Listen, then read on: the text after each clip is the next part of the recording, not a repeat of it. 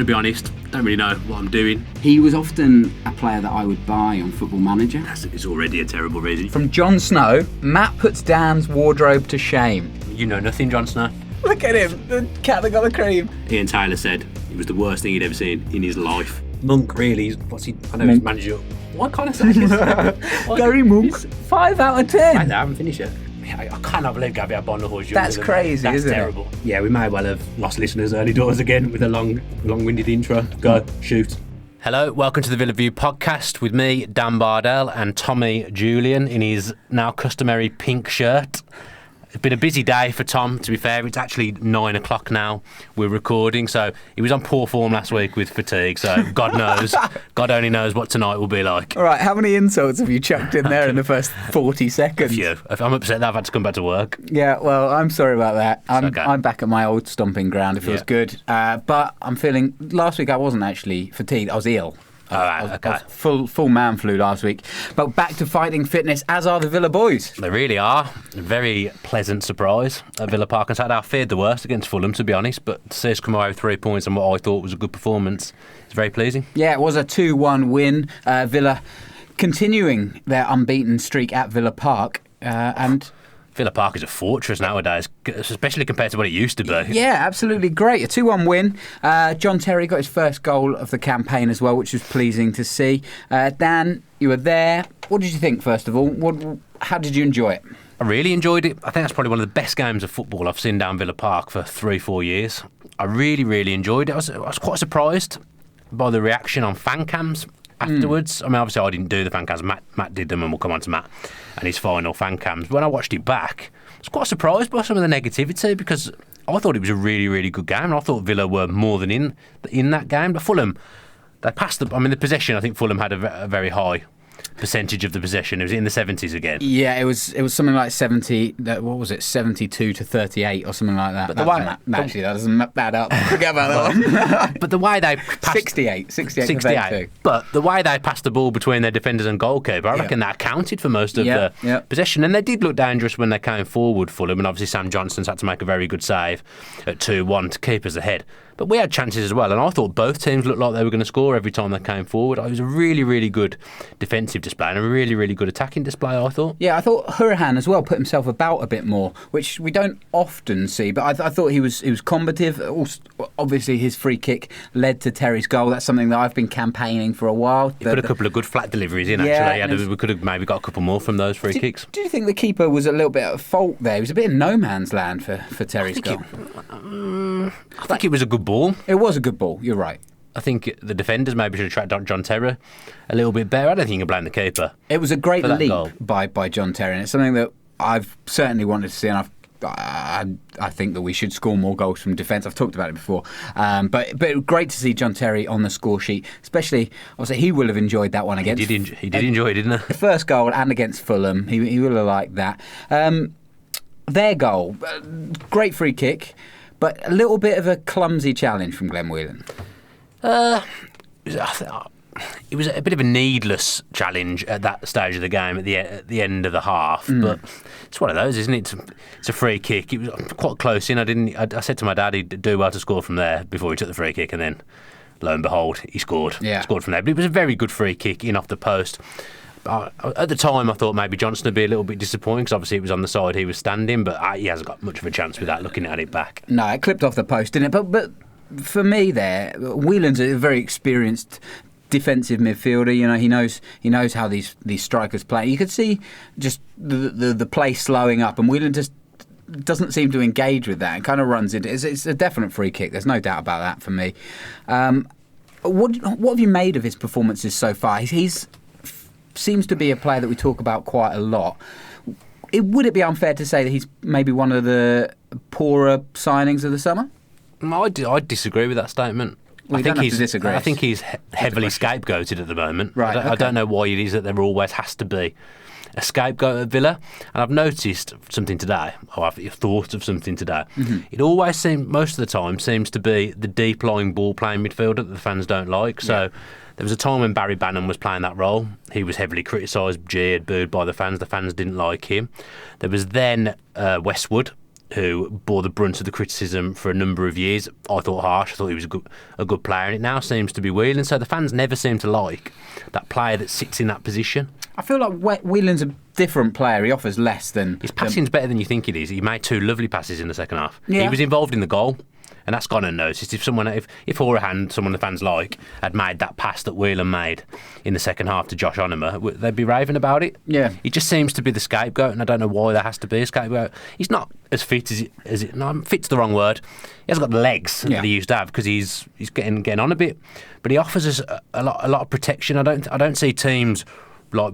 Other than Wolves, I don't see teams storming their way through our midfield and getting to our defence easily. Because let's face it, the defence, some of them aren't the quickest either. I don't see us getting pummeled by anyone. I think some fans, not all fans, some will have just decided that they don't like him. He's not pleasing on the eye, is he? No. That's the problem. He's industrious, isn't he? Yeah. He plays a role, and that's very useful. If you had the choice, you got Jednak fit, completely healthy. You got Whelan fit, completely healthy. Who do you put in there? Different players for different games. Do you? Yeah. I know that's a cop-out. Mm-hmm. It is. But against better teams, you'd have Jednak in there because you know you're going to be doing more defensively, and obviously he's big and powerful, good from set plays defensively. If you're going to be under the cosh, I'd want Jednak in there. But in games, especially at home, where you're supposed to play on the front foot, I'd have Whelan in there. Would you? Yeah. Okay. And what did you make of Fulham? I mean, they were a team that I fancied at the start of this season. They looked good at the end of last, obviously, and they haven't quite shown it yet. Mid-table at the moment. They were coming off an unbeaten run of 4 games, I believe, themselves. What did you make of their side? Do you think they'll be in the mix come the end of the season? I'd be surprised if they weren't somewhere around the top 6. They got off to a slow start last year, and then the second half of the season they really came into their own and got into the playoffs. And actually, I thought they'd win the playoff final. I thought they'd get to the playoff final and win it. I thought they were a good team. Yeah. Their best player wasn't playing for 60, 70 minutes, Tom Kearney. Just coming back from injury, so they had to bring him on.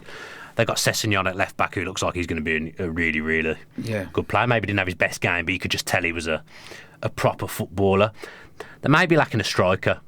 That would be the one thing from them. They're going to get goals from elsewhere, but have they got a 20-goal a man season up front? 20-goal a man a season? Something like that. 20 you know what I mean. 20 goals. 20 goals a season, man. Have they got one of them? I'm not sure. I was saying to the guy who sits next to me, I was saying, if Scott Hogan had been playing for Fulham, ideal for him, the way they play football, because they keep it on the deck. They try and get in behind you. They break with purpose and pace. He'd be ideal for Fulham, to be honest. If they had him, I think he'd be their 20-goal a season, man. As it was, Villa were the ones that came away with the win. Albert Adoma scoring the winner there. Kodja, what did you make of Kodja? We had a couple of comments saying, should he go to the under-23s for more minutes? Should he be? Is he still showing that rust? I think that's a bit harsh for me. And if you were to send him to the under-23s, I think you're very much in danger of angering one of our key components this season. I know he hasn't gotten the score sheet from open play still, but he will. Yeah, I think he will. There were a couple of times where I thought he made the wrong option on Saturday, but still, he got involved a lot more than he did against Wolves, which is pleasing, and it resulted in nice link-up play, and he looks bright, doesn't he? He was a lot better on Saturday. Still not the player he was last season, but that will come with first-team games, so we're going to have to bear with him. But he's such a special player that he's worth bearing with, and in the long run this season, it'll be worth it.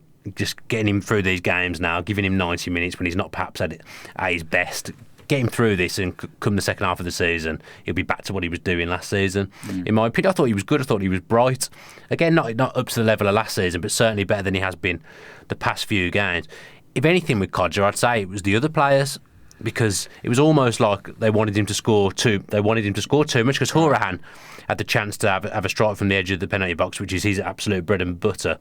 And instead he tried to force the pass through to Kodja, which wasn't really on. So, and then later on in the game, further out, he had a dig when he was probably better off passing it. So it's almost like the players wanting to score more. I mean, you saw the other week Adoma gave up the penalty in the Bolton game to let Kodja get on a score sheet. So it was almost like the rest of them are trying too hard, and maybe he's trying a bit too hard as well. It was James Felipe who asked that question. Should he be in the under-23s? I think we're both in agreement that is not the best move, especially in Derby week. So, the last question. Alan Hutton deputised at left back again for the second game in a row. How did he look to you? Apart from obviously they had a great attack down that side where Hutton was caught out of position, and ball flew across, and Sam Johnston made a brilliant save, world-class save that. What did you think of Hutton and his game on Saturday? Fine, he wasn't as heavily involved as he was against Wolves, and that's probably a good thing because let's face it, he had to do a bit more work covering in that game than he should have done. He's not a left-back, so coming forward he's never going to look comfortable because he wants to be on his right foot, and everyone knows that. And at times I think they perhaps targeted that side a bit in the first half, but actually they had a lot of joy down the other side as well. In the first half, he did okay. Didn't feel. I don't remember sitting there thinking, "Oh God, we're in trouble here." Yeah. He did okay. He did what you'd expect from him. Are you regretting not getting Hutton on the back of your shirt yet? Nah, not really. No? No. I like him now. We're friends, obviously, but I don't think I should. Don't think I'll get him on the back of the shirt anytime soon. No. Oh, fair enough. Any more thoughts on the game from your side? Just that I think that was the best 3 points we'll get all season because Fulham are a very, very good team. We got pegged back just before half-time, so we could have come out in the second half and been a bit down about that still, but we started again with a purpose, and obviously the early goal in the second half really helps. And I just thought when we were coming forward, we looked like we were going to score, which you can't always level at Aston Villa under Steve Bruce, but I felt like there was goals in us and chances in us, and Adoma was phenomenal. Up and down. Defensively, he does the dirty side of things, and coming forward, he was causing them all sorts of problems. I also thought he didn't have much right to score that. You know, the goalkeeper was pretty close to that ball. Yeah, it's a good finish. And he finished it well, kept it low, gave the keeper as little chance as possible, and for him that paid off. He's such a creative player, isn't he? He said, actually, hasn't he? He said that he'd rather be getting assists than goals, but he's our top scorer at the moment. He can't stop scoring. He started the season obviously completely out of the pitch. I think there were some games where he wasn't even on the bench. He deserves immense credit for coming back in. I do think we've kind of stumbled upon him on the left hand side a bit because Andre Green got injured. Yeah, that's true. Bjarnsson's probably not done what Steve Bruce wanted from him. Grealish is another one that could possibly play there. He's been injured, but he'll stay there until his form drops off, but his form doesn't look like dropping off at the moment. I was surprised to see him taken off with 5-10 minutes left because I think he still had plenty in the tank and he was murdering them. Maybe it's to save him, keep him fresh, and then to go again against Birmingham. Yeah, maybe. I mean, I do think some of the subs were a bit strange. Actually, like he brought Delat on and I thought, he'll just put Delat to right back and El Mohammadi will move to right midfield, but he kept El Mohammadi at right back and Delat came on a right midfield and actually nearly scored. Yeah. Good save from the goalkeeper. And then Bjarnsson came on for Adoma. And to be honest, we really were just pure defending. Yeah. The last 5 minutes. Onuma was brilliant as well. We said in the preview that we should go 4-3-3. I didn't really think that Bruce would. I thought he'd maybe give the 4-4-2 one more go. But just having that extra man in there, it made the world of difference to all the midfielders. And he had a really good game. He was really creative. He was obviously put the ball across for Adoma's goal. I really, really like him.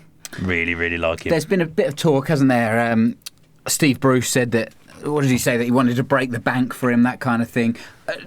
To me, that's exactly what I was going to say. You know, this seems like we've had a couple of comments on Twitter today.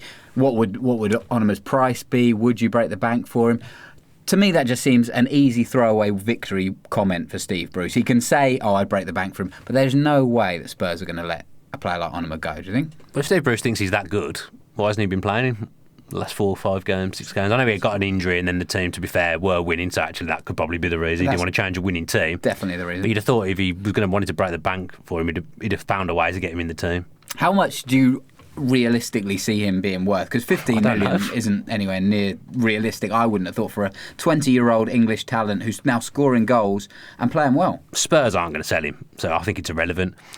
If we went up, there's a chance we could get him on loan again, I'd say, for the season. Do you think? But he was on the bench a lot for Spurs last season. I don't see him coming back to Villa though. I don't see Levy being an operator. They're not going to want to give him to a rival. Don't you think? Yeah, well, that's what I mean. Don't you think they'd send him back to the Championship? No. But they'd want, for his development, the best thing for him would be to play at the highest level possible next season. If he's doing well in the Championship, the natural next step is, let's see if he can handle it in the Premier League. And if he does for a season handle it in the Premier League, we'll have him back. Like Kyle Walker. Kyle Walker was having a productive loan spell at QPR in the Championship. So they saw that he could hack it at that level. January came round, we came in for him and said, we'll give him a go in the Prem, and that's the natural thing, and then he becomes Spurs' right back the next season. Yeah, that's fair. I think we'll see him heavily featured in Spurs' pre-season, and we'll get a gauge there of whether he's going to be involved or not for them. Depends how well they do, whether they qualify for the Champions League again, Pochettino's got an enormous amount of faith in you. You look at what Harry Winks is doing this season. I'm surprised they gave him us in the first place. I really am. Yeah. Yeah. And with the run of games, I think he'll prove to be a real asset this season. Yeah, well, we shall see. That's 3 points out of 6 in October. In answer to your original question, I think you'd have to pay 25 million at least. All right, so it was irrelevant, but now it's 25 million. Thank you, Dan, for that. No worries. 3 points out of 6 so far. Another big 3 points on the table this weekend. Birmingham City. How are you feeling? All right. Yeah? Yeah, I'd have felt not great had we lost at the weekend and then lost 2 in a row going into it. But I saw a bit of their game against Millwall. They looked in no great shape, to be honest. But it is a derby game, so anything can happen. But my one worry is, and this isn't particularly based on anything other than the law of averages. We've been on such a good run against them recently. I can't remember the last time they beat us. At some point, that run is going to come to an end. Mm-hmm. I just hope it's not this season. You thought, you said earlier that you were happier with the more packed midfield that we showed against Fulham. Do you think that will be the case on at the weekend? I see no reason to change that team.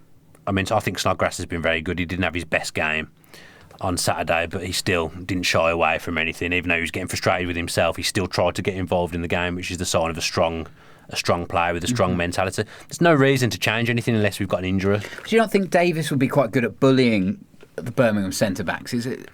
I feel who are you going to take out? Yeah, well, that's it. If you did go back to 4-4-2, that he'd obviously be the choice. I guess Onuma would then make way. He's not going to take Onuma out after he's talked to him like that. I wouldn't have thought. That's a great point. Someone said it in the questions, which we'll come on to. Someone said take Whelan out, put Onuma in. But you'd get overrun. Apples and oranges. You'd get overrun. People don't like Whelan, and I get that. As I said, he's not the most pleasing on the eye, but he's doing a lot of unseen dirty work, I think. And he keeps the tempo going. He moves the ball along, and he does give the ball away sometimes, but I think that's more because he's passing with a purpose. He's trying to get the ball forward. He's trying to keep things moving. I think he's done okay. He'll never stand out as a flashy player because he isn't that. But I think he's doing okay, and he's nowhere near as bad as he's been made out. It seems quite refreshing actually now that we've got. We can play a 4-3-3 or a 4-5-1, however you want to interpret it when it happens. But then, if things aren't going right after 30 minutes, 35 minutes, we actually have a viable complete formation change, don't we? Where you could bring on Keenan Davis and change it to a 4-4-2. And Steve Bruce should be able to recognise at this point that he has 2 really strong formations that are going to offer different things for different needs. That's quite exciting. You need that. I think he had in his head that his backup formation or his second formation was going to be 5 at the back. But obviously we saw that experiment completely fail at Bristol City, and then he's just gone all out attack 4-4-2 for one game. Yeah. And I'd expect to see that again for some games this season, but I think you'd be silly to change from the 4-3-3 after the way it went. To be fair, Onuma was playing more as a number 10. In fairness, so you could say it was more of a 4-2-3 when he was playing very close to Codger. But I liked the balance of that side. I liked that all the midfielders do something different. I just liked how that side looked. It would look better with Neil Taylor at left back from a balance point of view. Yeah. Coming forward. And I actually think Codger prefers playing on his own. I don't think he likes playing with another striker. He likes to have his own space, do his own thing up front, and he was more involved in the game playing as that lone striker. And the key thing is, the difference from last season is we're getting players around him, we've got other players that can chip in with goals now, and that wasn't the case last season. I'm not totally sure about that, because when Codger was playing up front with Davis, you saw him drift out to the left, you saw him drift out to the right. He picks the ball up and then he uses Davis, sorry. I kind of felt that he kind of revelled in that. Maybe he didn't score as many goals. I can see him playing well in both scenarios, but I thought he enjoyed having that big man to win the ball and give him a little bit of space around Davis. I felt his body language was better on Saturday playing on his own than he has been. Okay. He looked a bit sulky against Wolves, I'd say. Yeah, that's a tough game though, isn't it? Even from the start when he was at 0-0. Right. Early on he could have got sent off, he lashed out, yeah. He did something, and he has got that in his locker as we saw last season. Yeah. I just think he prefers being, I'm basing it on nothing really. Yeah. I just get the impression that he prefers being on his own up front. Maybe we'll get to ask him one day. Well, that's the dream. I'm sure even if he does, he's not going to say it. No, well, But I just after think he's left the Villa. just seeing him watching him on Saturday compared to the games he's been playing with Davies, I just thought he looked happier. You got any Derby Day pre-match superstitions? Do you do anything special on a Derby Day? Not really. No? I can't think of anything That's that a I'd very do. boring answer. I know, to but I that thought question. it was a bit of a cliched question. Oh, wow. What do you do? Goodness What do me. you do? Well, I don't do anything, but Well, there I'm we asking go. you the question. No, I can't. Left sock on, then right sock No, on? nothing that I wouldn't do for any other game. Would you do you do anything special ever? I've got a lucky pair of socks that I've been wearing this season, so I'll continue to wear them. What, you wear them every Saturday or every game? I've worn day? them every home game so far this season. What are they? My win or lose socks, claret Are and blue they? ones. I've started, yeah. Has Max Stokes got his yet? I've not got a clue. Don't let us know in the comments, Max. I asked for them to be sent off, so he should have them, but I've got a feeling he hasn't got them. You've just palmed that off to somebody I else. have to palm me off to the company, don't I? I can't send them myself. Oh, I thought you had. I gave them the address. No, if I had them, they'd have gone Well, Max, your lucky socks might be with you, they might not be. If you've got any by Christmas. pre-match superstitions, do let us know. I find that stuff quite interesting. I mean, I don't buy into it myself, but I do like hearing other people. Just the socks. I can't think. Did you ever do anything else. when you played, like as a kid or that? You're talking to me like I've been an esteemed footballer back in the day, and I haven't. I definitely knew that. Don't Yeah. worry about that. Not really. You seem like the type of guy that would, though. If I am going to play football, I try and play against Matt Lynch so that I win. That's about as far as it goes. We should go and that's on. not going to happen again. Shall we go on to Matt Lynch while Why we're not? here? Yeah. So, if you've missed it, if you've been living under a non-Aston Villa-sized rock, You couldn't miss it, could you? you couldn't miss it. Matt has taken the decision, shall we say, to step away from the Villa view. He's been such a busy guy this year. And just kind of with other pressures and not being able to get to every game, I think he did feel that it was time for him to just kind of step away, concentrate on a few other projects. He's got dissertation and stuff. He takes his studies very seriously. As he should. He takes his studies more seriously than I ever did. Yeah. That was a waste of time at uni and school, to be fair. Well, pretty much. Nobody's surprised, are they? Looking at you. No. So, And I've turned out okay. well, yeah. But Matt, seriously, on a personal level, for me, actually, I mean, I wouldn't be doing this podcast with you if it wasn't for what Matt started. I think, well, Matt didn't start it. Dan Rolinson started They the both channel. started it, didn't Well, they? no, Dan Rolinson started it and he got Matt. He Right, asked okay. Matt to be involved. Right, so- but but they helped build it up, yes, both of them. All right, Matt, I'm trying to give you a lovely No, word I here. didn't Dan's mean it like pulling that. you down. I didn't there. mean it Well, like you didn't that. need to say I've it, said did you? I said my nice words Also, in do you want the to let me video. say mine? or Sorry, not? carry on. Goodness me. Carry on. All right, so... Oh, you've ruined it. I haven't. Start again. Matt, Tom's got some stuff he wants to say. No, listen, I'm just paying homage to Matt and Dan, who have done a fantastic job creating a channel, building it up to what it was, bringing Dan in, allowing me to be in, allowing me to play at Villa Park, another amazing opportunity, and just the amazing access that I think you've all given other fan cams, other fans for the interviews and stuff you've got, and really opened up the fan cam and the fan channel scene, really.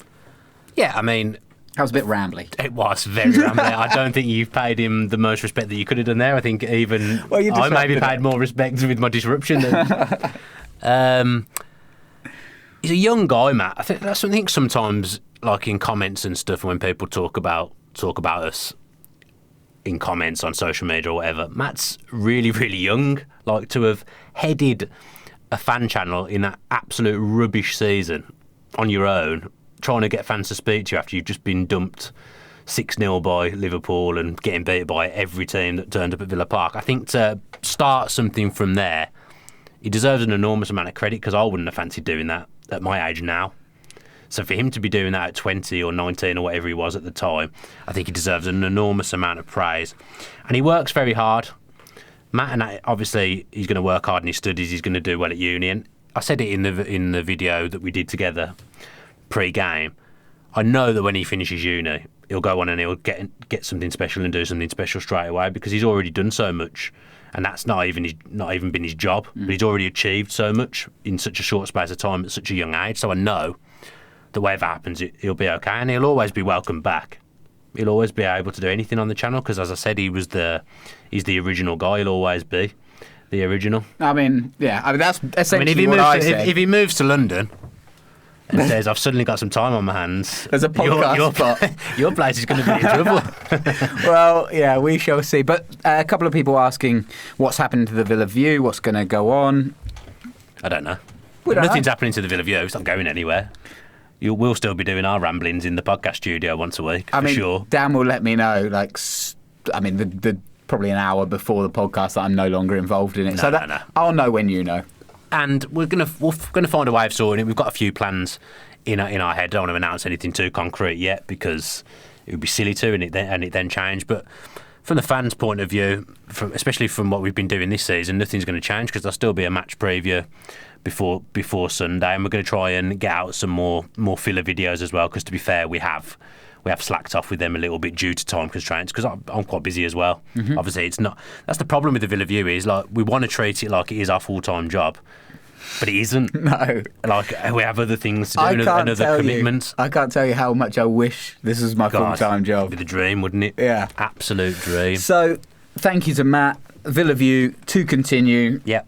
Tom Julian may or may not be here next week. We will never know. Maybe if Dan could put a little poll in the YouTube comments, and we'll see whether people want Tom Julian to continue. Okay. Yeah, fine. I'm up for it. Come on, please. All right. Back to the news. Yeah. Do you want to talk a bit of Jack Grealish? I feel like we haven't covered the Birmingham game in enough detail. Okay. Considering that's a pretty big deal. You maybe should have said that when we were talking about the Birmingham game. True. Sorry. Well, we'll do a match preview anyway. That's exactly we'll do a match preview anyway. Yeah. Jack Grealish was back in action for the under-23s. Yeah. Lost 3-2 against Reading, but a good performance by all accounts. I didn't see it, but Did you read that same article that I read from Jake Moore Sport? Was it? Who was in the Birmingham Mail today? Yes, Or that was it. Jake Moore. Yeah, something like that. Yeah, sounded encouraging. I'd say he'll be on the bench on Sunday. Yeah, I was going to say he hopes to be involved. Obviously, you wouldn't expect him to start in a championship game, but certainly in He's a game pretty of fit lad. Magnitude. I think he's pretty fit. But even so, to come into something like that, There's no need to change the team, is there, for a start? Well, but I think if Gabby was fit, which he doesn't look like he's going to be, he'd be on the bench instead of O'Hare. Right. So I think, or Bjarnason maybe. So I think he'll want some kind of local lad on the bench who could potentially come on and make a difference, and I think it will probably be Grealish. Do you not think it'll be both of those? I don't think Gabby's going to be fit. No, but sorry, Callum O'Hare and... I wouldn't have thought so, too similar. No? And I can't see Birmingham City away being one that he's going to risk chucking a young kid like Callum O'Hare in, so I would have thought it would have made sense for Grealish to replace him on the bench. Yeah, you're right. Callum O'Hare scored against Reading for the under-23, so he continues his run of good form for them, which is, again, really, really positive. We're seeing some young players come through Harry there. McCurdy seems to be scoring a few goals as well. He's playing up front. He doesn't look to me like a conventional striker, but he's playing pretty much up front on his own with O'Hare off him. I think Grealish played from the left last night. I think you'll see Grealish on the bench for Villa at the weekend, and I don't think you'll see Callum O'Hare. Well, that'd be great, considering obviously fans will remember perforated kidney, had to have surgery after the Watford, the last pre-season game, which was such a blow because we were building the team around Grealish there. And I mean, the early reports were saying the new year, January, weren't they? We were talking about kind of, early December, I think, as well. And to see him come back mid or late August, late October it is now, that's been a fantastic recovery for the lad. Well, I think, we've covered it before. Some fans, as is with many players, so some fans that aren't keen on Jack Grealish, I'm not one of them. I think he's a real talent. But to have got himself back this early, people who say he doesn't work hard, he doesn't care, he's too flash. He must have put some work in to get back almost 2 months earlier than he's supposed to be, to be fair to him. Yeah. He'll have to have done something, wouldn't he? Yeah, absolutely, so, I don't get that doesn't work hard, doesn't care, or I see the complete opposite. I'm no doctor, but he's done very, very well. Yeah. Does that change, we'll go back to Josh Onoma for a second, does that change, people talking about paying 15 million, 25 million, whatever for Josh Onoma, but having a fit Jack Grealish, does that kind of eradicate the need to buy a player like Onoma? If he can be the potential that you think he can. I think that we hope he can. They're kind of playing the same position, but I kind of think they're different kinds of players. But you can only fit them in. You only have 11 players on the pitch. I don't ever see those two playing together unless we're chasing a game late on. Yeah. Unless Grealish is going to play from the left. But then Adoma's got that place sewn up at the moment. The good thing is, as I've said before, the options we have now are fantastic, especially at this level. We've arguably got a better side than we had when we went down. Well, to be fair, We definitely have a better side. many pub teams were better than that side we had when we went down. I couldn't agree more with that. The team that when we went down was so bad. It wasn't just technically bad. The morale was Bad so up there. low. Exactly, we were beaten before we went out every time, Yeah, and we you could really see were. it. You could see it in the players' attitudes to the game. The heads were down, the shoulders were drooped, and it was. You knew that every game was going to be an absolute battle to get a draw because we were already losing mentally. I said I'd certainly rather have John Terry than Julian Lescott. That's a fact. Yes. Yes. But I was having a no, Who was it was arguing a little, the it's a little other joke. side? It's a little Oh, right, joke. okay, you've got to be funny. I was having a conversation with a Liverpool fan today at work, and I was saying our centre-back partnership is better than Liverpool's centre-back partnership. Did you see Liverpool at the weekend? No, I didn't see it, no. Dejan Lovren. Yeah. What was he doing? He ran 30 yards to try and head a ball that he was never going to get, and then just he completely exposed the defence. I'd argue Sam Johnson's probably better than Mingala as well. Yeah, definitely less dramatic. Liverpool are a laughing stock at the back. I think that's. I think the fact that I really, really like Jurgen Klopp. And this is turning into a Liverpool podcast now. Yeah. I really, really like Jurgen Klopp. Obviously, love his personality. It's infectious and stuff. But the Liverpool board should be asking serious questions of either themselves or him. I don't know what their recruitment policy is. The fact they haven't sorted that defence and goalkeeper is laughable. I've got some friends who are Liverpool fans, and they have been questioning the board and the directors for a while. And I mean, like you say, Klopp seems like a nice guy. He seems like a good players manager. So very interesting. Join us next week for the second instalment of the Liverpool podcast. You'll never walk alone. Yeah. I feel like you're struggling here. Yeah. I've got one more bit of news for you. Got him. It comes from Australia. Do you see this? Well, I don't know. Well, I'm not in Australia, so Well, that's Think of a Villa link of Australia. Mark Bosnich is the first link that comes into my head. That's incorrect, though, isn't it? What about Ross McCormack? I don't care about You that. don't want to talk about that? No, go on then. Well, Talk he about scored it. his first goal, free kick. I did get a text from my mate Aston in the morning Yeah. telling me, Ross McCormack's just scored a worldie, let's get him back.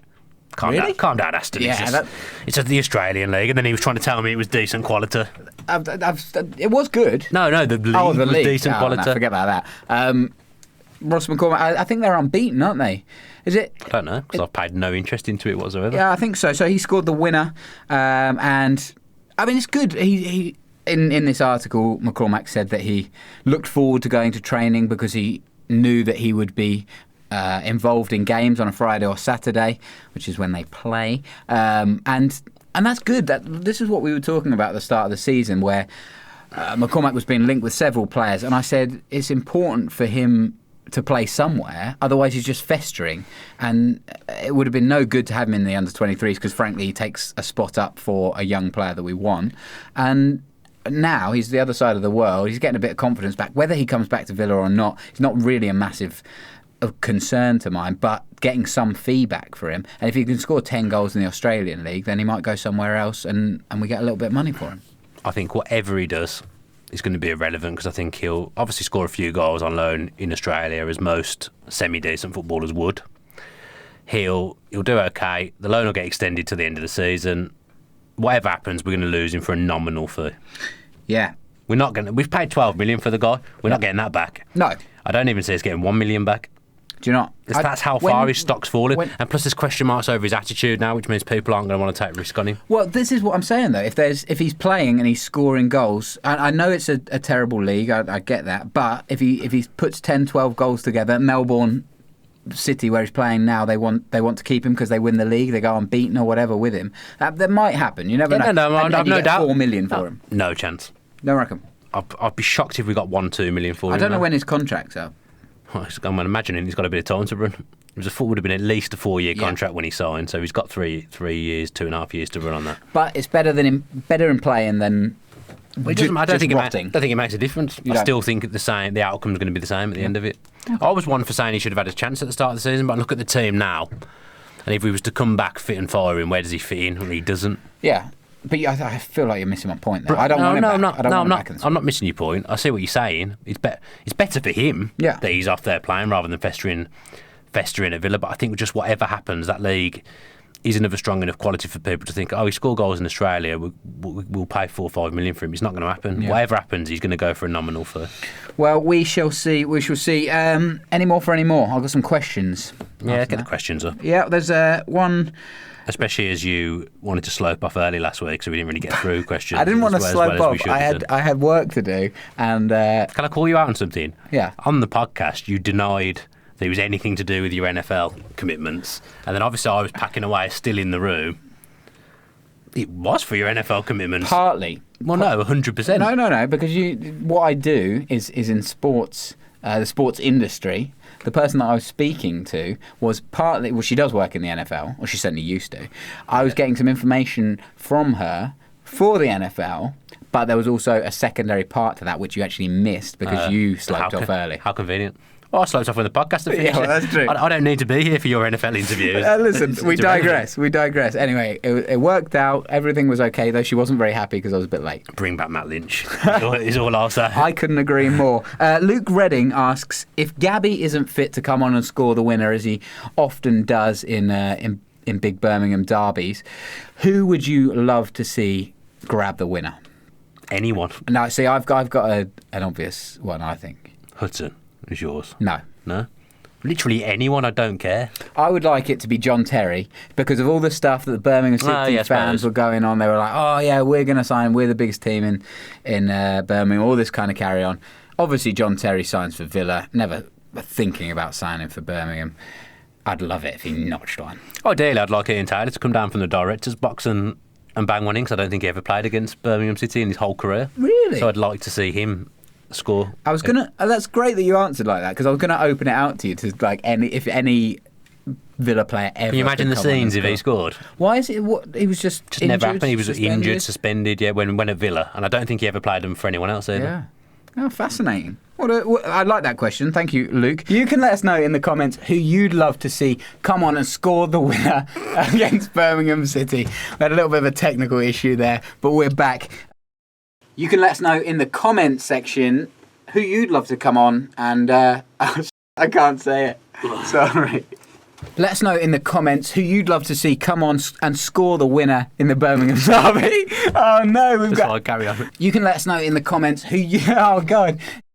We've got some great questions coming in. We saw them earlier. Tom Staggard, Villa signings that didn't pan out. I've got a couple here. Everyone Tim Sherwood signed at some.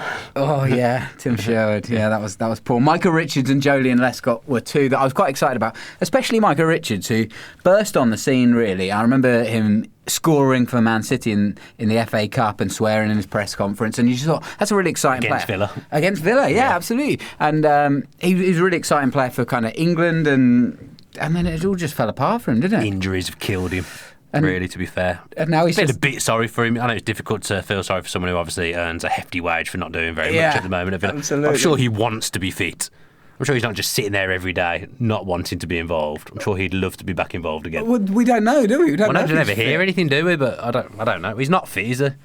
Well, he's not fit because he's not playing. No, but he was on the bench in the League Cup game where we played all the kids. You'd have thought he might have got a game then, and he was still only on the bench. So Yeah. I'd say his days are numbered. I had quite a random one here. I've not answered yet. Oh, sorry. It's okay, Tom. Go on. Am I allowed to have an opinion? Please do. Ginola. Oh, yeah. I'd convinced myself that Ginola was going to be the saviour, the replacement for Carboni, the flair player. And then over time, I don't think John Gregory liked him for a start, and I don't think he was a John Gregory signing. I think he was a Doug Ellis signing. But I realised we actually had a player at the same level already there in Paul Merson, who John Gregory did like and did want to play. Yeah. So, yeah, there's been loads, hasn't there? In the days before the podcast, you and I met David Ginola, didn't we, at Fantasy Football Club, where they film at Sky Sports. I've completely erased that from my memory. Wow. You sure it was Ginola? Yeah. And he said, I remember this. I remember this as if I don't remember other things. I don't think this happened, Tom. I think you've dreamt it. Who did we go and see at Fantasy Football Club? Thomas Hitzelsberger. And? Oh, I went with Robbo. That's why. Oh, Forget about that. It's a different person. Anyway. I am right. I wasn't there. Yeah, no, that's true. But I was there. Story from that? Or? Yeah. Oh, sorry. He was. We were talking about Villa, obviously. Robbo, another Villa fan. And he was quite just a bit regretful about how his time was. Kind of like you talked about there. He didn't get the chances, and he always felt like he missed out on some opportunities there because he felt like he still had a lot to give. He was a good player. Yeah, and he was just kind of coming off the bench and not really giving as much as he wanted to give still. He was quite he was a strong guy. Yeah. He was built like an ox. Yeah. But he was quick, reasonably quick, and he was very, very, very skillful. Yeah. As well. Shame. A random one. I was always quite excited about Eric Jemba. And that definitely didn't pan out, did it? No, it didn't. You were I don't remember many people being excited by that when I was a kid, to be honest. And we certainly got our pants pulled down. Yeah, well, we did. But Not for the first time by Sir Alex. Well, I was going to say that. I must have been bitten by the fact that he played for Man U and therefore he must be good kind of bug. And David O'Leary was bitten by that same bug. Yeah, he was. And Doug Ellis for sanctioning the signing. Yeah, well, the worst thing, I don't think we really needed him at the time. No. That was the most strange thing. We didn't really need him. We had quite a lot of central midfielders, and then we just signed a guy because he played for Man U. Thought we were getting the next Roy Keane. If he was the next Roy Keane, he would have stayed at Man U. Yeah, absolutely. Thank you for that question, Tom. Ginger Luke, did you see this question? Bit of a life. I haven't got an answer. I've got an answer for this one. So, a teacher. So Dan offered out we'd answer life questions. I sometimes I felt because I knew it was going to be a later podcast. I thought we'd get a bit of a late and live vibe. Wow. Going on. That's weird. Yeah. A teacher that left a lasting impression. My sixth form PE teacher, Matt Walker, was very, very influential in my life, and also my biology teacher. Call him by his first name. So we're friends on Facebook. Oh, now. Yeah. My biology teacher, Dr. Ruth Fothergill. I was rubbish at biology at A level. I got 3 marks off a U in AS level, and I studied with her almost every lunchtime, and she took the time, and I got a C in biology, and that's the proudest grade I've ever had.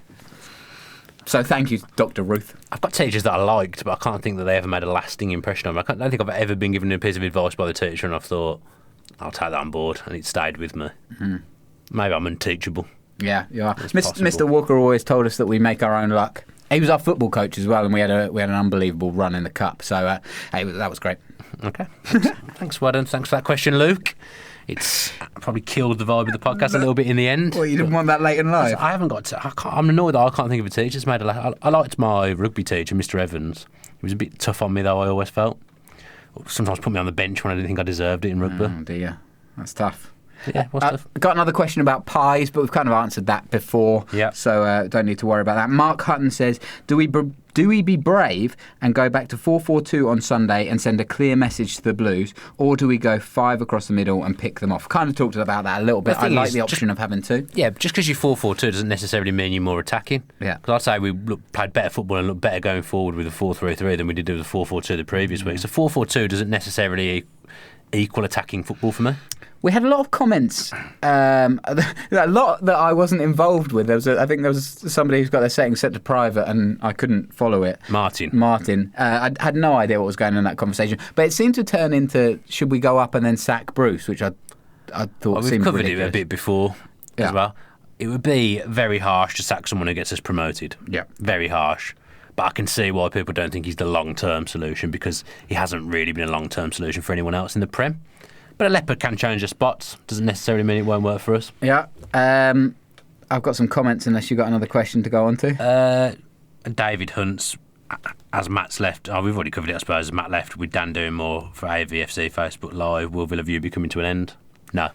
It won't be. Just I might not be able to do fan cams every week. That's the only thing that's going to currently change. But Max has filled in superbly in the past, and I'm sure he'll come on and fill in superbly again. It's time for me to step up, isn't it? Maybe take it on. You know? You? Yeah. In what sense? Well, I need to get up to Villa Park and... you should be. You should have. You can't be doing a Villa View podcast and having not been to Villa Park this season. I'm coming soon. Okay. Yeah. I'll believe you when I see you. Joseph Sherman, the joke's on you. You left a comment. Tom Julian or Alan Partridge. Alan Partridge, you know. So, you know. What's just that... I don't know. Dan Rolinson. Go with your presenting style. Yeah, maybe. Seems. Well, one is incorrect factually. So you know. Luke Hatfield said, following another win, which do you think has been the most impressive for Villa this season so far? I think Saturday. So for me, it's the first time we've beat a genuine contender, I would say. Ashley Hall says, I think we were tactically outplayed. Oh, no, that's Wolves. I forget about that one. Yeah, we don't talk about Wolves. Yeah, no, we're done, Wolves. Gencoid7, always catch the Villa View stuff. Thank you for providing a great service. Quick mention from my viewpoint, Neil Taylor is not a massive loss. Having a decent left-back is. Basically doesn't like Neil Taylor. Right. Massive oversight that this position wasn't properly strengthened during the transfer window. Also, James Chester has been far too hit and miss defensively this season for your Premier League status comments. No disrespect, he's not quite worthy of the inflated praise. Not yet, anyway. That's fair enough. Interesting, That's his opinion. I would say James Chester's a Premier League defender. I would say. I mean, I got slated for this, I think, on my first ever podcast. Don't bring it up again, because people are just starting to take you seriously, and then you're bringing it up again. I wasn't a huge James Chester fan. I think he has impressed this season, actually, alongside... Well, he was our best player last season. Alongside John Terry. Neil Taylor as well. I think Neil Taylor offers us quite a lot going forward. He's a very, very good defender. I don't know That's the most important thing, he's a good defender. Yeah, and that's what Jordan Amavi wasn't, and that's ultimately why Taylor stayed and Amavi went. Yeah? I'm personally looking forward to him coming back, because he is our only left-back. But I do agree, as I said last week, that the fact we haven't got a backup left-back isn't very good. I don't know where these ones are from. 4-4-2 v Blues. Drop Whelan, can't handle pressure. Hurahan and Onoma in the middle from Declan Tozer. Talked a little bit about that. We get ripped. Paul Cox says, another great show. Love all the happy faces after the game. This is about fan cams. It doesn't seem too long ago we won 3 games in a season. It wasn't that long ago. Not many smiles then. That's kind of what you referred to. As I said, I was really surprised by a bit of the negativity there. Obviously, there was some smilers. There's more negativity than I would have anticipated for that game. I must have seen... My dad saw the same kind of game as me. We really enjoyed it. Thought we played really well. Paul Cox finishes with... Gotta love that winning feeling. Bring on the Blues. I think it's massive that we're playing Birmingham this week as opposed to last week when they'd just beaten Cardiff and we just got owned by Wolves. I think that's 7 days is a long time in football. Isn't it? It is, Mr. Cliche. I mean, That's partridge. I don't think they'll be as bad as they were against Millwall again. Yeah. Steve Cottrell, to be fair to him, came out and said they were bad, which I quite liked. Because managers, especially Villa managers in the past, have too often been like... Oh, we tried hard, it just didn't come off for us today or whatever, we go again. He just came out and said we were rubbish. Yeah. But I like that. He does that, though. Yeah, he's an honest man. Yeah. Honest man. Aston, hopefully they'll be rubbish again on Sunday. Aston Bicknell, first time I've managed to get to the Villa this season. Really good performance, dug in well against a good footballing side. Adoma, the standout performer for me, but everyone chipped in. Yeah, that's a good point. Everyone did chip in. There wasn't anyone who had a bad game, I didn't think. Sam Johnston, the unsung hero this season. Not on this podcast, No, for sure. we waxed lyrical about him. I just wish I hadn't criticised him so much last season. Nice use of the phrase wax lyrical. If you do say so yourself. Erling... Well, you used it. Did I just say it? Yeah. Oh, sorry, I thought you said it. It's getting late now. He's getting late. Last one here then. Erling Lauston Eberson, probably shouldn't have finished on this one. No. Being a Villa fan in Denmark is hard, but you and Dan and the Villa fan cams has made it more fun. Hope you will come back. So it's about Matt, not me. No. Hope you, Matt and Dan and the Villa fan camps has made it more fun. Hope you'll come back a few times each season with your thoughts about Villa. As we said before, Matt, love to have him back. I'm sure he'll be on fan cams again this season. Yeah, man. Answering the questions rather than presenting. I'm sure he'll be on fan cams whenever he's at Villa Park now. I'd be shocked if he wasn't. Right, it's past your bedtime. Really is. You've got a long commute back as well. Long commute home, but love doing it, so happy to do it, and look forward to next week already. We've got a game next Tuesday. I can tell you. It's the week after. No, because it's the 31st. We only have 3 games in October. We've got Preston coming up on a Tuesday. I think maybe that's at the week after, maybe. No. So just saw date night in your calendar. Yeah, where's that? I don't know, just saw it. Wednesday the 1st of November. Look forward to that. So you won't be watching the Preston North End v Villa game because you're on date night. Oh yeah. If your wife's listening, maybe date night could be changed to a different day, so Tom could tune into Preston North End v Villa. I've booked tickets. Oh, have you? Yeah. What for? I can't tell you. She might be listening. She won't listen. Well, I'm not going to tell you. I'll tell you on the 2nd. You make my mum jealous. Oh, that's true. I know. All right. Thank you so much for joining us again. We've had a lovely time, haven't we? Yeah, it's always a pleasure, Tom. Always nice to do. I enjoy the podcast. Yeah, please give us your comments, your iTunes ratings, everything. I haven't checked them for a while, actually. Everything helps the show. So if you are enjoying it, please get involved. We're We love to talk with you. It's great. Yep, Birmingham preview will be up Friday or Saturday. I presume when we sort out the format of what we're going to do, hopefully it won't just be me staring at a camera talking on my own, because I hate doing that. Yeah. Maybe we'll do a little review of the game as well afterwards. Maybe I'll do a review Okay. of what I thought of the game. Are you watching the game Sunday? Yeah, absolutely. Yeah, so maybe you can do one as well. Maybe we can link up Oh, that'd be and great. do a little Sunday review. Get that out on Sunday. Hey. Creating more work for Dan Rolinson. That's it. And yeah, we'll be back next week. Don't know what day yet, but we'll be here at some point talking all things Aston Villa. Yeah, well, we can't be here Wednesday because I'm on date night. Oh, So, is that this Wednesday? No, that's a few Wednesdays away. Or is Wednesday always date night? No, because next Wednesday is the 1st. That's the Preston game. We just talked about it. Oh, I thought it was the 10th. I saw You the need to 10th. go to bed. Yeah, let's go to bed. Right. Thank So you. we won't be here on Wednesday. We'll be here on Tuesday, I would imagine. Yeah, The I night think so. before the Preston game. Before date night. That's it. And if we're not, then I hope date night goes well. Thank you very much. worries. What a rambling end to the Yeah, it show. really is. Finish as we started. Thank you very much for listening, watching. Thanks for all your support and all your nice comments. Thanks for your nasty comments as well. I don't really enjoy them, but thank you for contributing. It's your opinion. Stick with the channel. Stick with the Villa. Up the Villa. Up the Villa. If you enjoyed that video, why not watch another? Click the video choices on screen now to go and watch them in full. Be sure to subscribe to the channel by clicking our logo there on the left. Easy peasy.